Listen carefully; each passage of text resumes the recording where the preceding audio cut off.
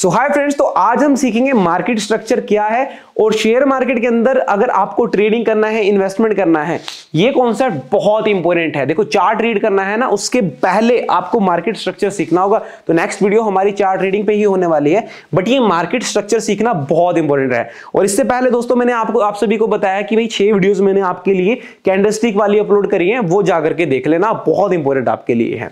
देखो market structure, अब ये मार्केट स्ट्रक्चर क्या है भाई? देखो नॉर्मली क्या होता है, जब मार्केट को चलना होता है, मार्केट एक वेव बना करके चलता है। कभी भी देखना, कभी भी मार्केट ऐसे वन वे डायरेक्शन में मूव नहीं कर सकता, ना कभी करेगा। मार्केट का नेचर है, मार्केट एक थ्योरी है, जिगजैग थ्योरी। मार्केट कभी भी ऐसे वेव में चलेगा, मार्केट डाउन आएगा, ऐसे मार्केट चलता है। मार्केट ऑलवेज एक जिगजैग मोशन में चलता है, कभी भी वन वे। मतलब वन वे का मतलब है कि मान के चलते हैं कि आज कोई शेयर 100 रुपए का है, 100 से सीधा वो 200 चला गया, 200 से 300, ऐसा कभी भी पॉसिबल नहीं होगा।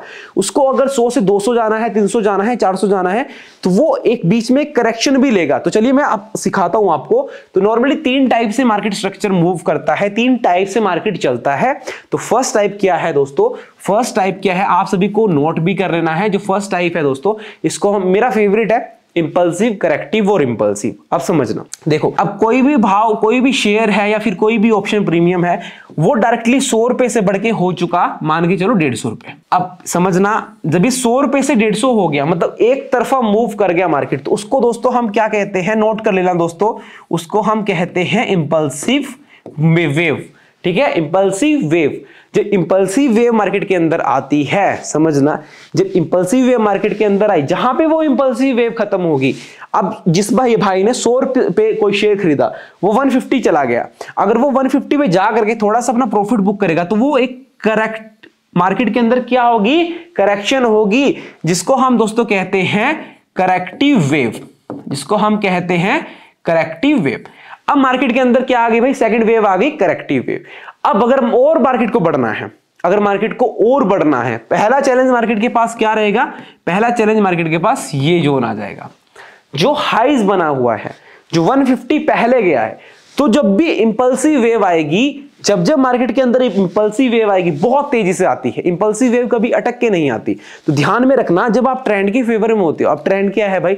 जब बाइंग ट्रेंड, अभी के लिए मार्केट के अंदर बाइंग ट्रेंड चल रहा है, जब एक ट्रेंड की फेवर में आप चलते हो, तो एक इंपल्सिव वेव से आपका काफी अच्छा प्रॉफिट बन सकता है। अब देखना यहाँ पे, जब इंपल्सिव वेव आएगी दोस्तों, मान के चलते हैं कि ये 130 पे वापिस आया, प्राइस शेयर का 130 पे वापिस आया।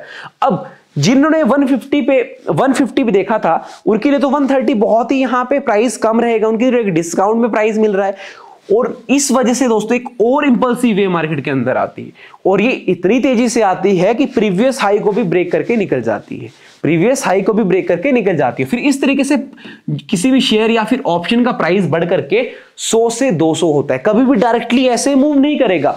अगर उसको और बढ़ना है तो वो एक करेक्शन जरूर दिखाएगा, चाहे वो छोटी करेक्शन हो या फिर बड़ी करेक्शन हो।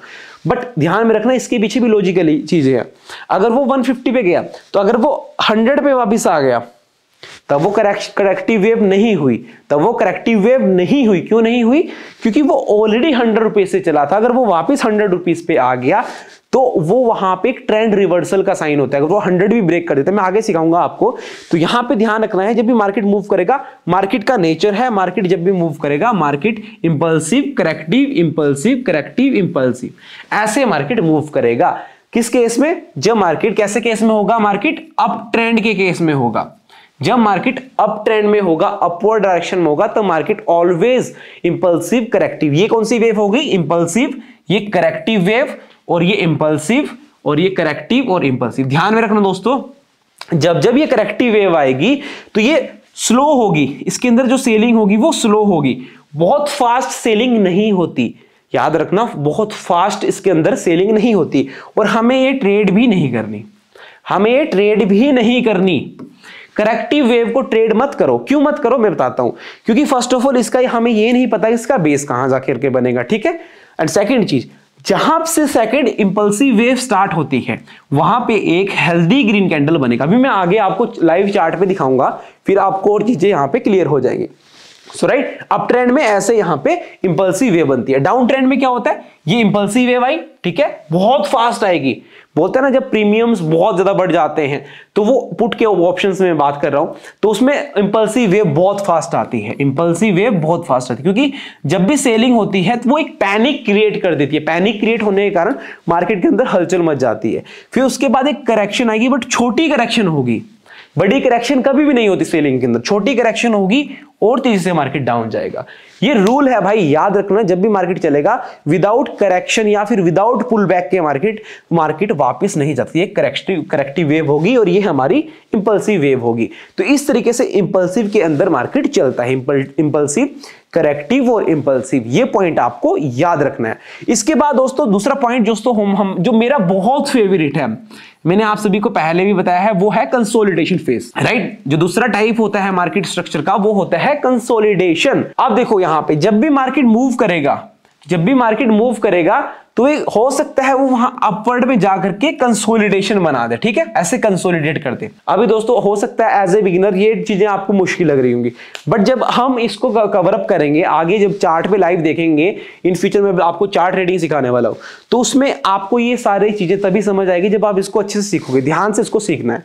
अब देखो फॉर एग्जाम्पल मार्केट मूव किया अपवर्ड डायरेक्शन की तरफ, एक बॉक्स में वो कंसोलिडेट हो गया, हो सकता है वो 50 पॉइंट का दायरा हो सकता है वो 100 पॉइंट का दायरा हो, तो वो एक लिमिटेड रेंज के अंदर कुछ टाइम वहां पे स्पेंड करेगा। अगर वो 2 से 3 घंटा इंट्राडे के अंदर स्पेंड करे तो वो एक अच्छा कंसोलिडेशन माना जाता है, ठीक है। अगर वो कंसोलिडेशन होगा इधर साइड ब्रेकआउट करेगा, इधर साइड वो ब्रेकआउट करेगा, जब इधर साइड ब्रेकआउट करेगा तो देन हमें वहां पे इस केस में थोड़ा सा रिस्की पॉइंट पता है क्या रहता है, क्योंकि इसमें ट्रेंड के फेवर में भी जा सकता है ये और ट्रेंड के अगेंस्ट भी जा सकता है। पॉइंट याद रखना, ट्रेंड के फेवर में भी ब्रेकआउट हो सकता है और ट्रेंड के अगेंस्ट भी ब्रेकआउट हो सकता है। इसलिए जो पहला वाला ब्रेकआउट इसमें होता है जनरली वो फेक ब्रेकआउट होता है, पहले वाला जो ब्रेकआउट होगा वो फेक ब्रेकआउट होगा।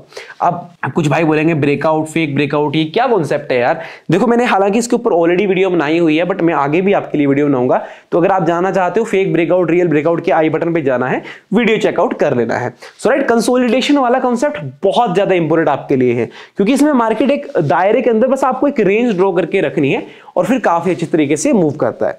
एंड जो तीसरे वाला टाइप होता है दोस्तों, इसको हम कहते हैं कंटिन्यूएशन पैटर्न, यानी कंटिन्यूएशन मार्केट के अंदर होगा। वो कैसे, अब जैसे for example market gap up open हुआ और फिर वन वे डायरेक्शन में मूव किया, काफी अच्छा वन वे डायरेक्शन में मूव किया, मतलब 1 घंटा मार्केट वन वे डायरेक्शन में मूव किया, फिर एक छोटा सा पुल बैक मार्केट के अंदर आया, बहुत बड़ी करेक्शन नहीं आएगी इसमें।